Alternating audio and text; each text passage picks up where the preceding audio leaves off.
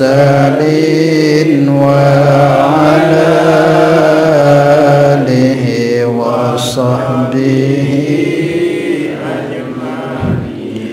وعلى آله وصحبه أجمعين صلى الله ربنا على النور المبين أحمد المصطفى سيد المرسلين وعلى آله وصحبه أجمعين وعلى آله وصحبه أجمعين. بسم الله الرحمن الرحيم. إلى حضرة النبي المصطفى رسول الله صلى الله عليه وسلم وعلى آله وأزواجه وذرية الصحابة وأتباعه، إلى حضرة جميع إخوانه من الأنبياء والمرسلين والشهداء الصالحين أولياء المقربين والعلماء العاملين والمصنفين وجميع الملائكة المقربين، وخصوصا لمصنف هذا الكتاب شاء لله لهم الفاتحة. بسم الله إياك نعبد وإياك نستعين اهدنا الصراط المستقيم صراط الذين أنعمت عليهم.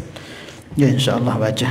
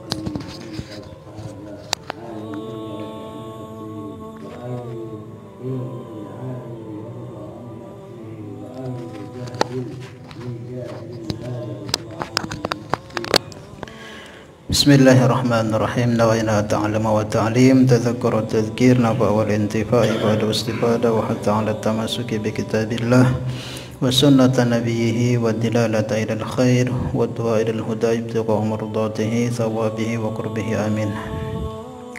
Qala al-mu'allif rahimahullahu ta'ala alayhi wa nafa'ana Allah bihi wa bi 'ulumihi bid dunya wal akhirah. Kita lanjutkan mudzakarah kita kajian Al-Hikam Al-Ata'iyah.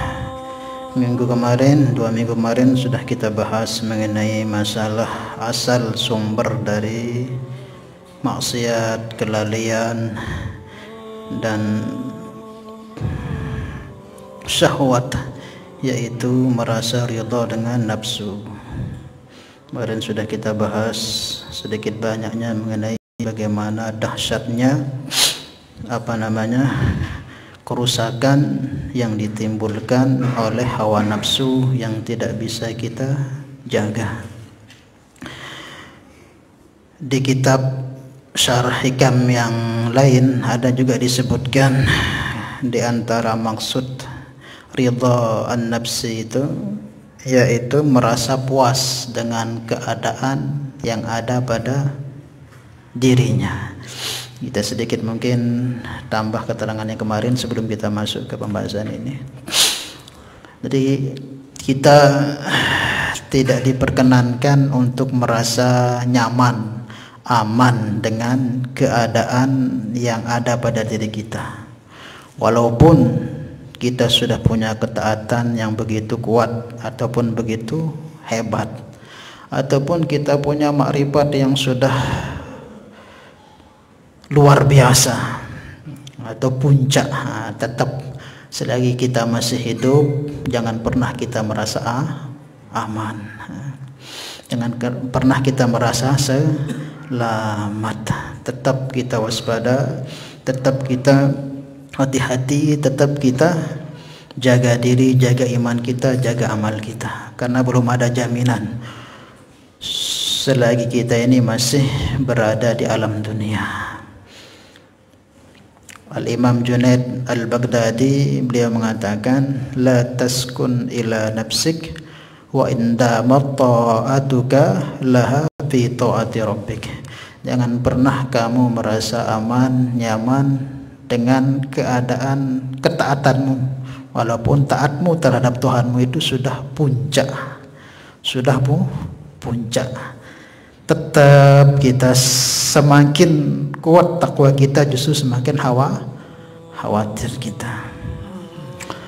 Dikisahkan Sayyidina Abu Bakar radhiyallahu taala anhu, siapa yang enggak tahu kekuatan keimanan beliau itu? Lau zina imanu Abi Bakar wa imanul ummah la rajahat imanu Abi Bakar. Kalau ditimbang nih imannya Sayyidina Abu Bakar dengan semua umat, mau umat Rasulullah atau umat-umat Nabi sebelum beliau, semua ditimbang dengan keimanan Sayyidina Abu Bakar, masih kokoh berat timbangan keimanan Sayyidina Abu Bakar, masih kuat. Sepakat para ulama, iman yang paling kuat sekelas para nabi itu imannya As-Siddiq ini, Sayyidina Abu Bakar. Tapi apa keadaan beliau? Selalu khawatir, takut. Ngelihat burung berharap menjadi seperti burung, keliaran kemana-mana cari makan, mati tidak dihisap. Tapi kalau kita jadi manusia, kata beliau, tidak selesai mati itu, nggak selesai, mesti ada hisap tanggung jawabnya. Alangkah baiknya aku seperti rumput, kata beliau. Rumput dimakan oleh kambing jadi kotoran, debu, selesai, tidak ada hisap baginya. Tapi aku manusia yang akan diminta semua pertanggungjawabannya oleh Allah. Jadi orang itu semakin kuat imannya, kalau dia benar itu semakin rasa takutnya tinggi kepada Allah Subhanahu wa taala. Di bawahnya lagi Umar radhiyallahu taala anhu. Tahu Sayyidina Umar yang Nabi sabdakan, lau kana nabiyan ba'di lakana Umar. Kalau ada nabi nanti selepasku, sabda Nabi, tentu Umar yang akan jadi nabi. Tapi keadaan beliau apa? Sering itu merengek-rengek nangis ke seorang sahabat Nabi, namanya kalau nggak salah Hudzaifah, yang pemegang rahasia Rasulullah, tahu nama-nama orang munafik. Beliau punya catatan nama-nama orang munafik sendiri, beliau tahu sama Rasulullah dan tidak dikasih tahu siapa-siapa. Dan Umar tahu bahwa Hudzaifah ini pemegang rahasia Nabi dan tahu siapa orang munafik di kalangan orang-orang yang ada di Madinah. Maka ketika beliau jadi khalifah, beliau takut, sering minta untuk dikasih tahu.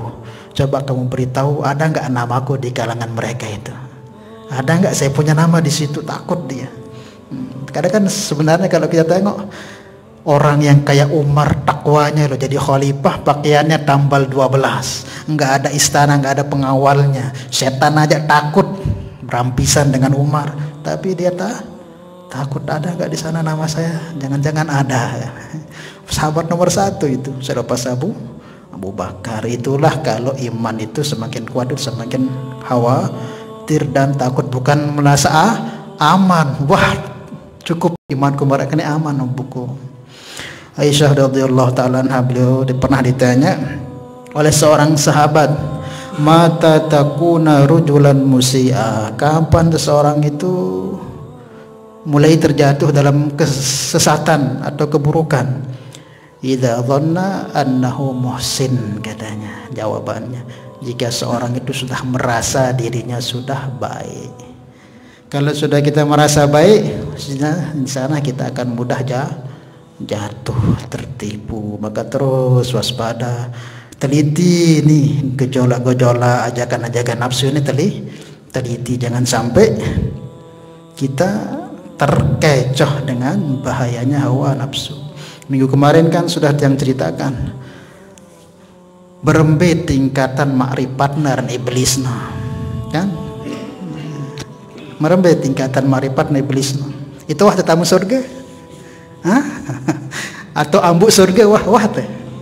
Ara pernah ngambuk surga, moli? Tidak pernah. Pernah diseri malaikat? Ara jin jak kerang tu mungkin tadi. Ini iblis nih bukan melihat malaikat itu jadi anak buahnya. Jadi anak buahnya. Melihat kalam-kalam Allah, percakapan Allah, mendengar, bahkan pernah bercakap dengan Allah itu iblis. Tapi akhirnya apa?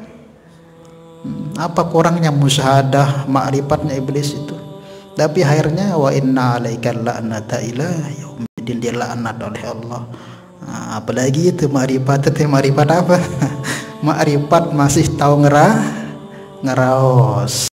Maka jangan pernah kita merasa puas, terus jaga diri. Kapan kita akan merasa aman, nyaman? Jika paman zuhziha anin nar wa udkhilal jannah faqad faz, baru terasa lega, aman, selamat sudah itu. Nah, ketika kita mati dalam keadaan menambati iman dan Islam, baru kita puas. Maka ini yang perlu sangat kita perhatikan, ini yang di dalam diri kita yang kita waspadai. Paham ya? Nah, sekarang ini ada lanjutan hikmahnya ini. Nah, ini mungkin kayaknya ya berat ini diterangkan ini. Agak berat ini, terkhusus bagi para guru nih. Nah, itu kan yang kemarin untuk diri kita, bagaimana kita usaha menjaga, mengendalikan nafsu kita agar jangan sampai berjalan di jalan yang tidak ridhoi oleh Allah Subhanahu wa taala. Nah, sekarang ini mencari kawan mana yang perlu kita cari supaya kita ini lurus, benar dan selamat. Nah, disebutkan di sini hikmahnya, yang baca dulu. Bismillahirrahmanirrahim. Wala an tashaba jahilan la yarda an nafsihi khairun laka min an tashaba aliman yarda an nafsihi. Fa ayyu ilmin li alimin yarda an nafsihi wa ayyu jahlin li jahilin la yarda an nafsihi. Terjemahnya, wala an tashaba,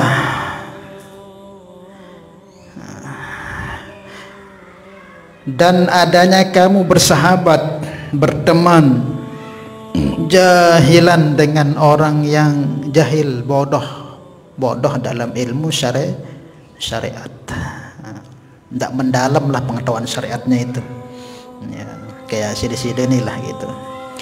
Kamu bersahabat dengan orang yang jahil, la yarda an nafsihi, yang tidak ridho dengan dirinya, maksudnya yang tidak mau mengikuti arahan hawa nafsunya. Ini orang awam tapi dia ini dilawan terus nafsunya, tidak dia pernah ikuti hawa nafsunya. Kalau ada nafsu-nafsu ingin berkeburukan, dia tahan. Ini orang-orang yang sadar diri, kalau bahasa kita itu orang yang sudah kenal diri itu ya sadar diri. Khairun, kamu bersahabat dengan orang yang tidak mau mengikuti hawa nafsunya itu, khairun, walaupun dia jahil, khairun, lebih baik laka bagimu, min, dari antashaba aliman, dari kamu bersahabat dengan seorang yang alim, yarda an nafsihi, yang selalu mengikuti kehendak hawa nafsunya. Makanya ini berat ini. Berat ini ya. Nanti kita terangkan semampunya supaya kita tidak salah paham juga. Nanti malah dengar ini demi dekatan ulama.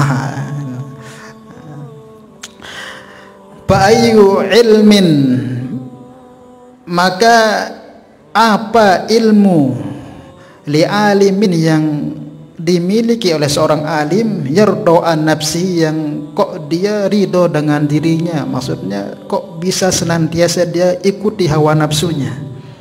Namanya kan hawa nafsu itu rentan ngajaknya kepada keburukan, ternyata mengajak kepada kerusakan.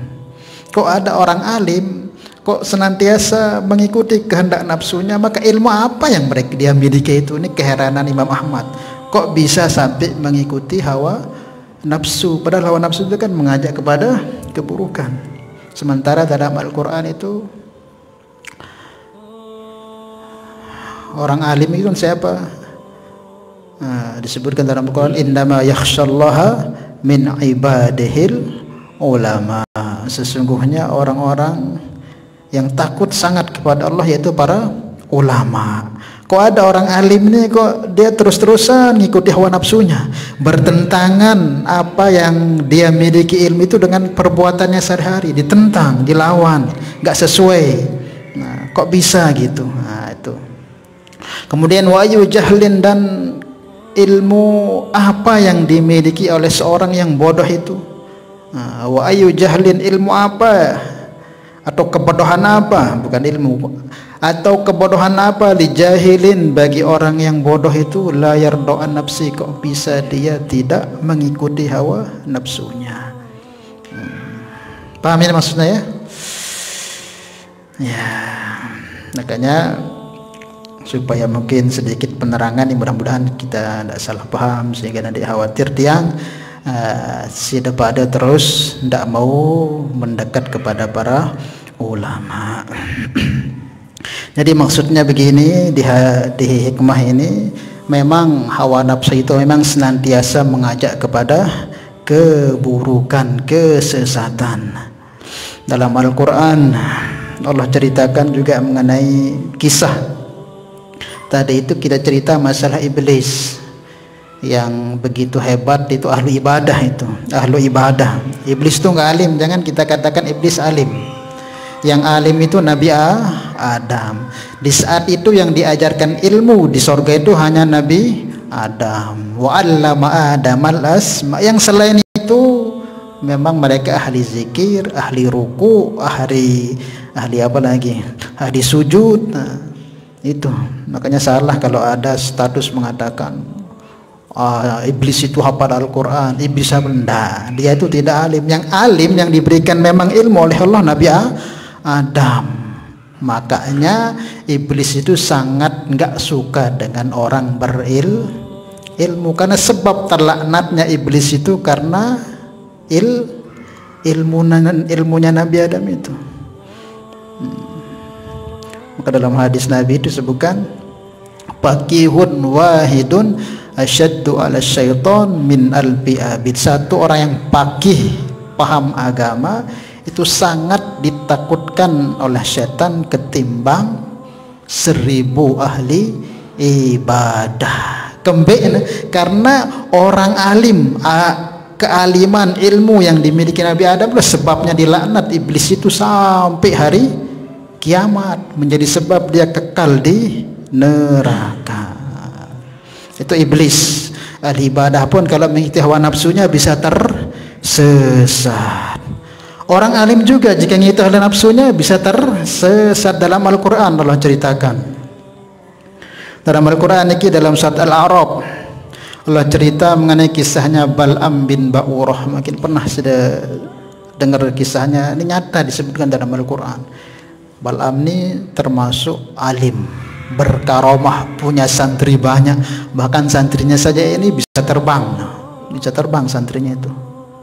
Nah, kalau dia lihat atas itu surga kelihatan, kalau lihat bawah neraka kelihatan. Bal'am itu Allah sebutkan dalam surat Al-A'raf, walau syi'na la rafa'nahu biha. Kalau aku mau, kata Allah, aku angkat dia dengan ilmu yang dia miliki ini. Dia alim, memang alim. Nah, aku angkat dia dengan ilmu dia yang dia miliki itu, dengan sebab ilmu itu. Walau syi'na la rafa'nahu biha walakinnahu akhlada ilal ard. Akan tetapi dia ingin keduniaan. Wattaba hawa, dan selalu mengikuti hawa nafsunya. Walau syi'na, kalau aku mau, kata Allah, la rafa'nahu biha, aku angkat dia punya derajat. Kan Allah telah berjanji akan mengangkat derajatnya orang berilmu. Tapi apa? Dengan ilmunya ini dicarinya jalan lain, jalan untuk mencari keduniaan dan mengikuti hawa nafsu. Wattaba hawa kamathalil kalbi, kata Allah. Nah, itulah contoh permisalannya itu seperti anjing, kata Allah. Kamathalil kalbi in tahmil alaihi yalhath. Jika kamu ompeh anjing itu, dia akan julurkan lidahnya, dan jika kamu berpaling juga tetap dia akan menjulurkan dia punya lidah. Dzalika mathalul qaumil ladzina kadzdzabu biayatina faqsusil qasasa la'allahum yatadzakkarun. Jadi gitu juga kalau orang alim sudah mengikuti hawa nafsunya bisa tersesat. Nah, bisa tersesat. Maka dalam hikmah yang lain disebutkan dalam kitab syarah daripada al-hikam yang lain itu, jangankan kita ngikut alim yang mengikuti hawa nafsunya, alim yang taat, yang lurus, tapi kok dia membela atau dia membantu seseorang yang mengikuti hawa nafsunya, itu pun kita dilarang untuk mengikutinya. Ini ada orangnya ini soleh, bagus amalannya, tapi dia membela orang yang terkenal memang dia zalim. Orang yang terkenal mengikuti hawa nafsunya, seperti misalnya pemimpin gitu. Kalau ada pemimpin yang senantiasa buat kerusakan, mengikuti hawa nafsunya, apa yang dia mau dia buat. Nah, kok ada orang alim, dia ini alim nih soleh, taat, bagus amalannya, tapi kok dia bela itu pemimpin yang seperti itu. Ini pun dalam syarah hikam yang lain itu disebutkan jangan kita dekati, apalagi memang alimnya ini sendiri yang hari-hari mengikuti kehendak hawa nafsunya. Ini dia taat, dia soleh, tapi dia membela orang-orang yang mengikuti hawa nafsu, itu pun kita dilarang mengikuti. Apalagi kalau memang dia ini hari-hari berseberangan ilmunya tersebut dengan amal yang dia miliki. Paham ya? Ya, jadi seperti itu. Bahkan dalam ayat yang lain, kebanyakan orang-orang yang berpaling, yang tidak mau mengikuti petunjuknya Rasulullah SAW, itu pasti paling besar penyebabnya karena masih suka mengikuti hawa nafsu, masih mengikuti kehendak hawa nafsu. Nah, maka hikmah ini menyebutkan kita bersahabat dengan orang walaupun dia bodoh, tapi dia tidak suka mengikuti hawa nafsunya, dia tentang terus hawa nafsunya, baik amalannya, keburukan-keburukan dia jauhi, itu lebih bagus ketimbang kita bersahabat dengan orang yang alim yang senantiasa mengikuti hawa nafsunya. Berseberangan ilmu yang dia miliki itu dengan amal yang dia buat. Dia mengarahkan jangan berbuat seperti ini, tapi dia buat. Dia mengarahkan untuk buat seperti ini, tapi dia tidak buat, tidak sesuai dengan apa yang disampaikannya. Maka itu lebih baik kita bersahabat dengan jahil dalam hal ilmu syariat, tapi dia alim dalam ilmu hati. Maksudnya ini kan ilmu itu ada dua, ada ilmu lisan, ada ilmu qulub, ada ilmu yang di hati. Ya, kalau masih sekadar ilmu itu di lisan, itu bisa menjadi sebab hujah, bisa menjadi sebab hujah bagi orang yang alim tersebut. Paham ya? Nah, tapi kalau ada orang alim, tapi alim itu dia bagus, nggak mengikuti hawa nafsu, lebih baguslah lagi. Ini maksudnya alim yang mengikuti hawa nafsu saja itu kita dilarang, apalagi awam yang senantiasa mengikuti hawa nafsu, begitu lebihlah lagi. Paham ya? Jadi maksudnya di sini bertentangan amalannya dengan ilmu yang dia miliki. Sementara nafsu ini kan setiap saat mengajak kepada keburukan. Kok ada orang alim senantiasa mengikuti hawa nafsunya, berarti bertentangan dengan apa yang dia miliki. Paham ya?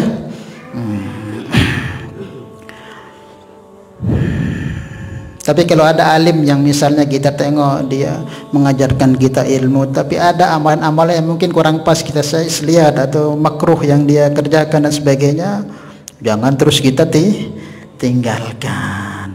Paham ya? Kalau semasih dia mengajak kita dalam ketaatan, mengajarkan kita ilmu syariat, walaupun ada mungkin amalan-amalan, namanya orang alim juga kan manusia. Bahkan orang alim itu paling banyak ujiannya, paling besar syahwatnya, paling rentan untuk takabur, sombong dan sebagainya. Kalau sudah mungkin ujiannya cuma sekitar 2 menit, jadi orang alim nih, terus kecet doang salah, kita gawe ini jadi sorotan, burun hawa nafsu, lebih besar hawa nafsunya orang alim ketimbang orang yang awam. Maka setannya itu besar. Maka kalau selagi dia masih mengerjakan hal-hal yang makruh tapi tetap dia ngajak dalam kebaikan, ya ikuti.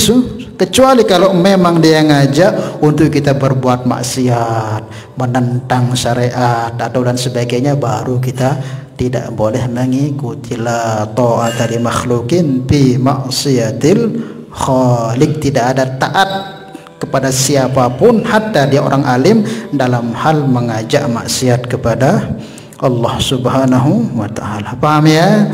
Nah, ingat orang alim juga manusia. Mungkin satu dua tempat dia terpeleset, yaitu bisa dimaklumi. Paham ya? Asal tidak mengarahkan kita untuk mengerjakan hal-hal yang bertentangan dengan syariat. Paham ya? Ada seorang ulama mengatakan, ini juga nasihat untuk kita yang alim, juga nasihat untuk kita yang awam. Beliau katakan, sahib jahlaka bil ilm. Tawani kebodohanmu itu dengan ilmu. Jangan kita merasa puas dengan kebodohan kita. Harus kita belajar ilmu, karena kebodohan ini juga masalah sering yang sampai itu kan. Ketika Nabi Isra Mi'raj itu, Nabi melihat kebanyakan isi neraka itu orang-orang fakir. Hampir 70% isi neraka orang-orang fakir. Maka sahabat katakan, ya Rasulullah, fakir apa itu? Apakah fakir harta? La, minal ilm. Maka Nabi sabdakan, fakir ilmu. Luwe dia nak tahu ilmu, dia nak paham mengenai masalah ilmu, sehingga ibadah dia nak kena dan sebagainya. Maka sebab dia salah dalam amalnya, dalam pegawaian ibadahnya, maka enggak ada yang terima, sehingga dia masuk neraka. Maka sahib jahlaka bil ilm. Kawani kebodohanmu itu dengan ilmu. Nuntut ilmu. Paham? Apakah sudah nuntut ilmu aman? Belum. Wasahib ilmaka bil amal. Kemudian temani, kalau sudah dapat ilmu itu barengi dia dengan amal. Kalau punya ilmu saja tidak diamalkan, bahaya enggak? Masa bahaya. Dalam Zubat itu disebutkan, atau dalam Ta'limul Mutanib disebutkan, wa alimun bi ilmihi lam ya'malan mu'adzabun qabla abidil wathan. Orang alim yang tidak mengamalkan ilmunya lebih dahulu disiksa daripada penyembah berhala. Maka dia mengkelit nih, arwah aku bodoh doan, bahaya masih. Kemudian bodoh ilmu dia tak amalan, bahaya masih. Jadi dinara. Tidak ada istilah yo baramun kunde nampu jadi alim besar siksa. Bodoh masih bodoh ancaman dari Nabi.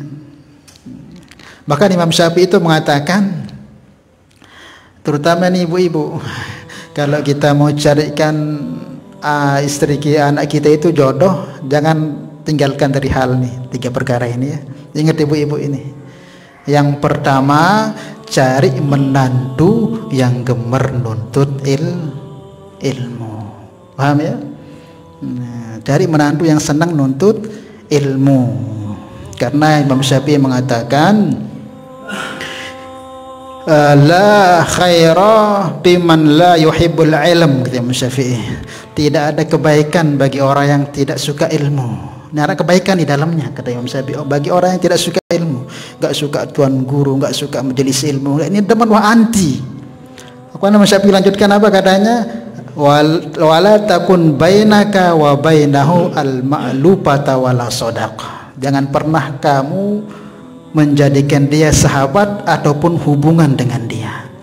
Jangan merari, jangan berkawin dengan dia, atau jangan bersahabat dengan dia. Bagi orang-orang yang tidak suka ilmu, tidak suka ulama, tidak suka majelis ilmu, jangan. Paham ya? Nah, cari menantu-menantu yang senang dengan ilmu. Yang kedua, cari menantu yang jaga sholat. Ini jangan, ini betul-betul diperhatikan ini. Kalau nggak jaga sholat, dengan Allah saja dia nggak perhatian, apalagi dengan anak kita. Dengan Allah aja dilalaikan sholat, dan sembahyang biasa gedon sembahyang, apalagi mau anak kita. Dengan Allah aja dia nggak perhatikan, apalagi dengan anak kita. Kemudian dengan anak yang lihat berbaktinya kepada orang tua. Cari bagaimana ya dengan kance ina amanah udah bagus jana beda wah. Soalnya apa? Dengan amanah doang dia bagus, tapi dengan anak deh jangan rungu ende. Paham ya? Jadi itu harus dia urusan, walaupun dia alim tapi senang dengan ilmu. Kedua jaga sholat, kedua lihat dia dengan kedua orang tuanya bagus enggak. Kalau dua ini insya Allah kebaikan. Itu yang tadi disebutkan. Kalau sudah punya ilmu cukup, belum, harus dibarengi dengan amal. Kalau sudah amal cukup, ya sudah amal. Wasahib a'malaka bil ikhlas, temani amalmu itu dengan ikhlas. Amal saja tapi dibuat karena untuk sanjungan, untuk kegemaran, untuk yang lainnya, itu ada ancaman enggak? Itu yang namanya riya. Riya itu namanya syirik. Maka amal barengi dengan ikhlas, murni semata-mata karena Allah. Pak, ikhlas sudah aman? Untuk ikhlas sudah aman? Kok ikhlas doang? Karena Allah? Belum juga. Wasahih ikhlasuka bitabarri an hauli wa quwwatika. Kemudian yang terakhir itu mau selamatkan, bersihkan keikhlasanmu itu dari tabarri, dari bersih dari merasa mampu atau kuasa untuk ikhlas. Apa maksudnya yang terakhir ini ya? Jangan pernah kita tanamkan dari kita bahwa ikhlas ini kemampuan saya ikhlas ini karena saya usaha, bukan. Itu pun bersihkan ikhlas itu semata-mata karena pertolongan Allah. Nah, di saat kita mampu seperti ini, ya sudah, beberapa tahun kita ibadah akan tersamar daripada amal yang tidak ikhlas. Karena apa? Ikhlas, ilmu, amal yang kita buat ini semata-mata murni karena Allah. Kapan kita berani mengatakan kita begini mudah ditipu oleh setan? Tatkala kita merasa mampu buat amal. Maka yang terakhir itu apa? Temani, perbaharui ikhlasmu dengan kamu menafikan kemampuanmu untuk mampu berbuat ikhlas. Tabarri an haulik wa quwwatik. Insyaallah ya. Maka itu kita jaga. Apapun yang kita buat ikhlas ini pun jangan pernah kita merasa bahwa kita sudah mampu ikhlas, bukan. Tapi kita tanamkan dalam hati ikhlas ini pun murni pertolongan daripada Allah Subhanahu wa ta'ala, baru selamat. Tatkala sudah kita nafikan apa yang kita miliki, apa yang kita mampu, dan kita nisbatkan semua daripada Allah Subhanahu wa ta'ala, maka insya Allah jika terus itu kita bawa, mati kita insya Allah dalam keadaan selamat. Paham ya? Wallahu a'lamu bishawab. Oke, mungkin ada yang tanyakan. Mungkin sedikit aja ini penjelasannya. Ya. Lebih baik kita bersahabat dengan orang yang jahil tapi tidak ridho pada dirinya, ketimbang kita bersahabat dengan seorang alim tapi ridho pada dirinya. Ini masih ada bersayap nih. Maksudnya yang awam, yang bodoh ini, yang bodoh karena keduniaan atau bodoh karena akhirat? Dia bodoh ilmu syariat, dalam artian dia tidak bodoh dalam artian dia pahamlah tata sholat, tidak mendalam lah, kayak sini lah, pernah ngaji yang belum sampai ustadz ataupun tuan guru, itu maksudnya. Bukan bodoh total lihat wah ngaji terus insya Allah sesat masih. Orang awam dalam artian belum sampai derajat alim, malah sih ada baru senang ngaji seperti itu. Itu lebih bagus. Makanya ilmu itu kan ada dua, ilmu lisan, ada ilmu zihan, ilmu yang ada di dalam hati. Kadang-kadang orang itu walaupun dia awam, tahu-tahulah ilmu syariat sedikit, tapi dia jaga betul, tidak pernah dia ikuti hawa nafsunya, bagus lurus amalannya, nggak pernah terlihat dia buat hal-hal yang Nah itu bagus disahabati ketimbang yang alim yang liar. Alim yang liar yang senantiasa mengikuti kehendak hawa nafsunya, bertentangan ilmu yang dia miliki dengan amal yang dia kerjakan. Itu maksudnya. Tapi ini jangan sampai kita salah paham terus kita menjauhi para ulama ketika di saat kita melihat mungkin ada satu dua hal yang dia buat yang tidak sesuai. Dan harus juga kita pahami bahwa orang alim itu kadang itu berbuat hal yang kita tidak tahu. Paham ya? Kadang ada orang alim itu dia melakukan sesuatu kayak Imam Syafi'i itu kan, Imam Syafi'i, tapi ini bukan dinarukan kayak kita nih. Jadi contoh misalnya Imam Syafi'i itu terkenal beliau itu jarang, termasuk ya ada sering juga beliau salat malam, tapi kebanyakan beliau tidur. Tapi tidurnya dalam rangka apa? Mutalaah ambil tidur. Sehingga anak Imam Ahmad itu mengatakan, kok ini imam kok tidur-tidur terus. Tapi dalam tidurnya itu dia mikir bagaimana menyelesaikan masalah-masalah umat ini. Makanya tidurnya orang alim itu lebih baik daripada ibadah. Kadang kita nggak paham, oh ini ustadznya tinduk diri, padahal dia tinduk mikirin keadaan apa. Nah, jadi seperti itu. Makanya kita pandang positif yang baiknya saja kepada para ulama. Kecuali jelas-jelas sengaja entah terlalu buat ngene beru deto. Selagi dia masih mungkin dalam amalan syariatnya masih agak kurang begitu, kita tutup mulut, nggak usah kita banyak bicara. Karena Imam Ibnu Asakir beliau mengatakan kan yang paling kita takuti hidup nih sebenarnya bukan kematian.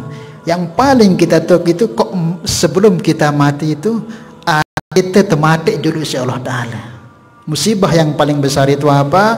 Seseorang itu sebelum dia mati jasadnya, tapi hatinya dimatikan lebih dahulu oleh Allah. Dan di antara penyebabnya orang mati hati itu dalam kitab Ta'lim juga disebutkan, man atlaqa lisanahu bil ulama'i bithalab ibtalahu Allah qabla mautihi bi mauti qalbihi.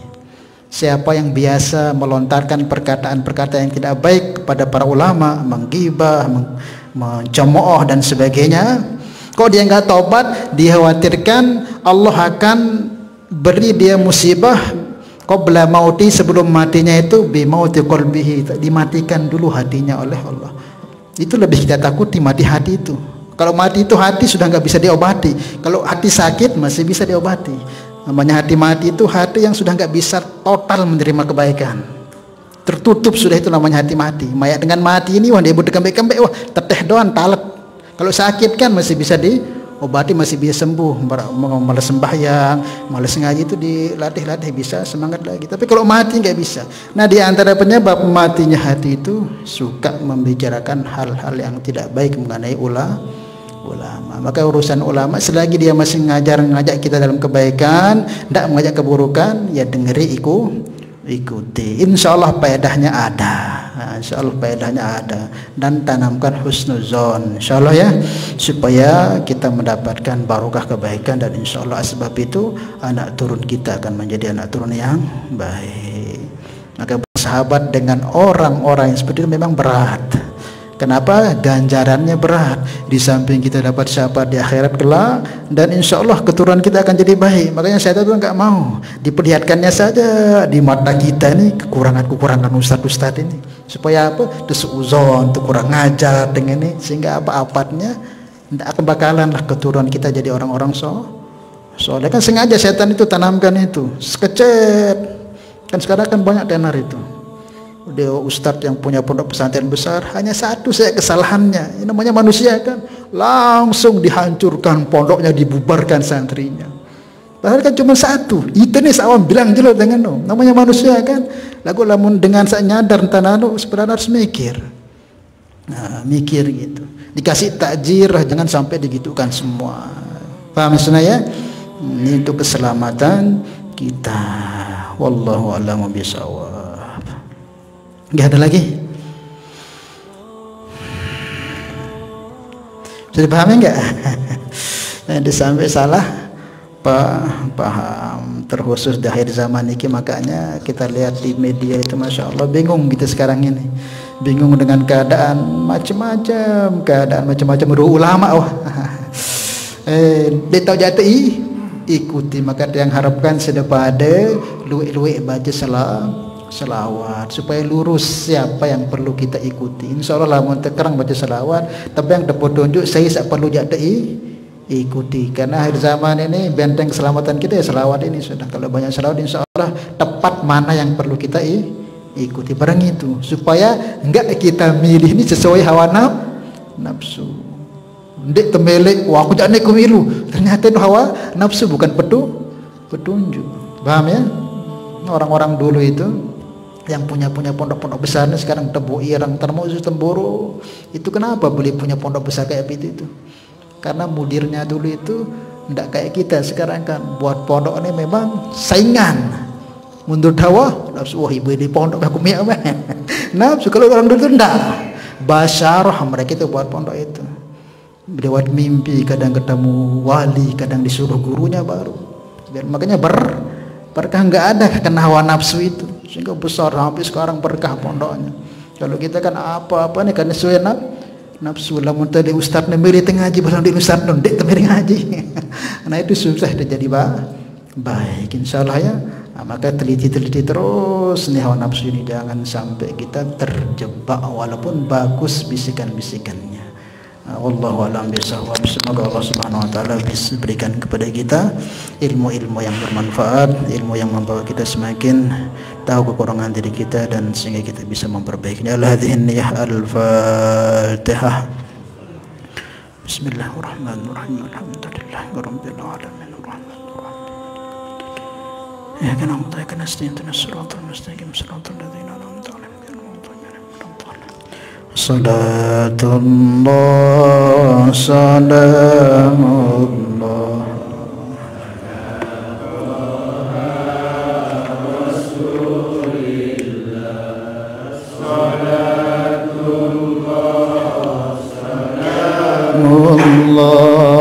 ala yasin habibillah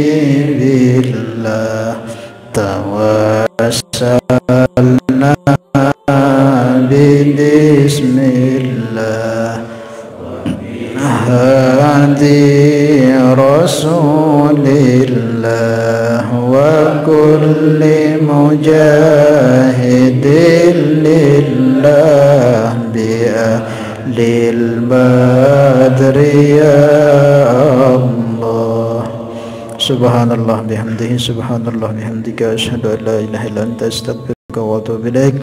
Wassalamualaikum warahmatullahi wabarakatuh.